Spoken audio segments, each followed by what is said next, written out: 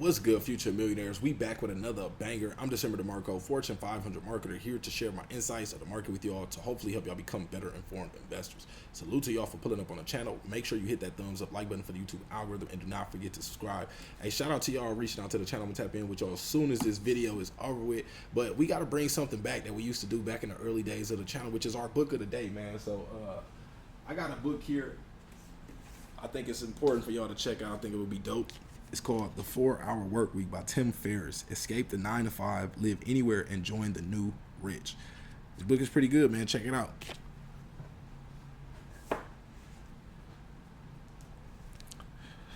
All right, so I'm going through the Shib Army community. You know, I like to be the voice of the Shib Army, you know, so I want to give, you know, other people with, you know, some good insight or good things to say, you know, also the platform and the opportunity to get out what they have to say. So this is inside of the Shib Army community on Reddit. If you don't know, we have our own Reddit page where we got over, like, I don't even know how many people. It's a lot of people in here though. So this is where you can see a lot of the updates, a lot of things going on, a lot of things that where the community reacts to it and they share their opinion. You can find that here. So let's get into this real quick. I'm gonna just read this and, you know, share someone's opinion with y'all, and y'all let me know what y'all think. So he goes to say, this is posted by Zine313. He said, what I've learned in this sub. I invested early in SHIB in August 2021 before the token did a ×10. In the beginning, when I was new in this sub, I saw lots of doubters. I spent my time always proving them wrong and telling them why SHIB was gonna be a game changer. As an economist, I knew about quantitative analysis, the market, and macroeconomic factors. My biggest argument to these people who compared Doge to SHIB was always that demand and supply is the essence of the market. People tend to underestimate inflationary and deflationary mechanics. Now I can imagine people thinking, why is an economist investing in a dog coin? Why not build a calculated study portfolio? It's because stocks aren't currencies with technological and project-based utility. A stock's price is a matter of reflection to company activities. It's more of a gamble for me than to invest in a currency that's for sure gonna get more expensive. That's a fact. Theoretically, every day SHIB rises in value with every single SHIB burnt.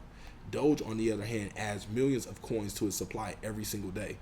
It doesn't even make sense to me to compare SHIB and Doge. We already are the Doge killers. We already passed them once. Just because our ground price right now isn't as high doesn't mean anything. The power is there. This brings me back to why I'm not so active here anymore. The SHIB community is getting bigger and bigger every day. At one point, I noticed that all these people I used to argue with or educate them to believe in SHIB with logical facts weren't the same people. I was getting into a discussion with new members every day. At one point, SHIB followers just get quiet and trust the project, and I wasn't willing to show the new members or people who are considering SHIB the obvious anymore. Most of my days, I read the news and check Twitter for updates. The doubters are gonna cry tears of blood once we hit a cent. So this person is obviously very, very bullish, intelligent person. You know, shout out to Zine313. I like what he said. He brought up a fact of, you know, how he used to educate everybody in the SHIB Army day by day, but then he started to notice how these weren't the same people. So he's educating people like, how are y'all asking the same questions over and over? How didn't you already see this? We already talked about this. But this is like what I told y'all on my live stream the other day. I said we're constantly getting new people in. That's why we have to be welcoming, and that's why we have to take the time to, you know, break some of these topics down and re-explain what some of these things meant. I know some of y'all have been rocking with me already for years now, but, you know, we get new investors every single day, and we want to welcome everybody and try to help them out along their journey, whether it's beginner, intermediate, or advanced level. We got something for everybody here. But something that he also said, you know, that I, you know, just from a personal standpoint, you know, it's just cool to see that someone with this background, you know, who knows about quantitative analysis, the market, macroeconomic factors, and he still is bullish on SHIB. And I'm one of those people. You know, I understand these things as well, but I'm still bullish on SHIB because I understand the overall power of the SHIB Army and what Ryoshi actually created. So this is, you know, just very exciting to see other like-minded individuals in the SHIB Army who actually, you know, got something to, you know, really, really say there. So let me know what y'all think about this. He also talked about how SHIB rises in value. Whether we see the price rise or not, it's deflationary. A deflationary token is removing coins from its tokens from the circulation. So in theory, like he says, it's becoming more valuable. As the demand increases, as people rush and FOMO back into the project, we're going to see the price skyrocket. Now, this is not financial advice. Remember, never rich more than you're willing to lose. Crypto is highly volatile. We could be seeing swings of 60 to 80%.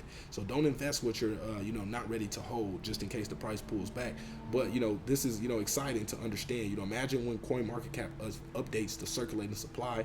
Imagine when we get the release of Shibarium, letting us know how many tokens are actually going to be burnt, through each transaction. That is going to be very bullish. A lot of headlines, a lot of articles will be talking about this. A lot more people will be joining in the SHIB army. A lot of people will be, it'll be a hyped up time to be a part of. But shout out to him for that. Let's see what else we got. So someone says first burn after merge is 3.4 million SHIB. Something funny about that. I'm not sure what he means by that. Someone said, yes, I was expecting 1.2. Someone says, ICC space, nothing funny. Someone said, it's definitely a little funny. Feel free to set a reminder to make me eat my words. It's around 1.16 million years today mathematically. So, yeah, I'm not sure what he means. They got the ETH countdown right there. Someone says, should I buy more SHIB or more bone? Put on another note. If you don't have as much SHIB as me, then you're going to regret it. SHIB is going to lose 3 zeros by 2025. So he's sitting on, what is this, 1 billion SHIB right now, 454 bone. So he's asking, should he buy more? I always say this to that question. Why not, split it up? If you're confident in both projects, or if you're a little more favorable of one project, then just break it up like that. Put 60-40 into, 60% of whatever you plan on investing, dollar cost averaging into one, and then 40% into another one. Someone says, let's see what the replies to this are. If you add to SHIB, it would keep the billion and put in a wallet to prevent you from selling it. Get the key for that wallet and put it in the safe and delete the wallet unless you just have perfect discipline. Anything added, sell at that point where you are happy with the profit. I had 700 million SHIB but had to sell some because I lost my job for 8 months with 0 unemployment. I still have 500 million SHIB and 1K bone. I am happy with that, but with what I have. But now, instead of 500 million stored away like planned and 200 million to sell off for profit, I'll use 130 million SHIB for 3 shib.io lands. I'm holding 350 million SHIB for 5 years plus and not selling any of it. The other 150 million SHIB, I'm waiting till 0.0001. Since I didn't sell any at 0.0008, I'm not selling less than what I could have sold for. Someone says, what if some global disaster happens in the next 5 years? Someone else says, that's the risk. This isn't some magic machine you put money in, wait, and it's guaranteed profit come out. It's an investment. I'm also confident. See, that's a key word, confident. These are investors that know what they're talking about. Say, I'm also confident SHIB will experience a higher all-time high than last time. I'm also under that belief as well. Someone else says, bone, if you're going to sit on all this, stake it. Someone says, what does staking it do exactly?